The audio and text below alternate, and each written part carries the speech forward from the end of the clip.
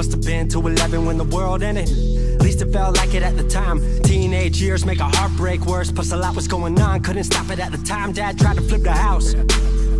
Funny that it all ended upside down. Known for being optimistic, started feeling different. Couldn't fix it, started writing lyrics, all because nobody tried to hear it. Around the same time, hooked to the nicotine. Music and the smoke were synonymous to me, it seemed. Paid prices through the vices, both sides. Obsessed with a vision, I knew I could make mine. I knew it would take time, I knew they would outshine. Thought it was just music, didn't know that they would take sides. Freestyle at the party, they said turn it down. Sorry, was I talking over what you're gossiping about? Small town with dreams that didn't involve skis. Looking at me like a weirdo, outside of the scene. Stuck to my friends, stopped fucking with fair weather. But the maple showers brought out the Mayweather. Didn't know what I was doing, but I knew I couldn't stop. Wasn't slowing down, even when my fourth tape dropped. Around the time I was drunk most my freshman year. Was so focused on my craft that my grades got weird.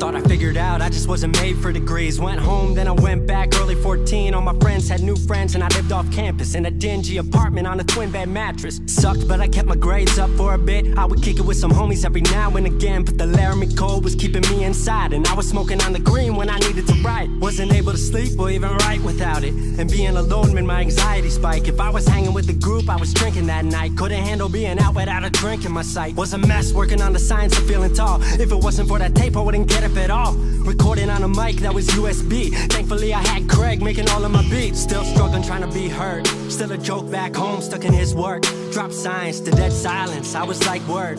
They don't get it yet, but I swear that it's gonna work. Went back home for the summer, met up with a girl that I used to love. But I was all messed up at the time because I couldn't deal with thinking about another end to us. She brought me back to life, back in senior year. Couple months of that and then she disappeared. She explained to me and it made sense to me that I couldn't move forward with a heart in fear. So I got distant on some bitch shit, can't lie, I was truly being a dipshit. Like oh my, knew I would move to Seattle then. Home never let me stay too long, I guess.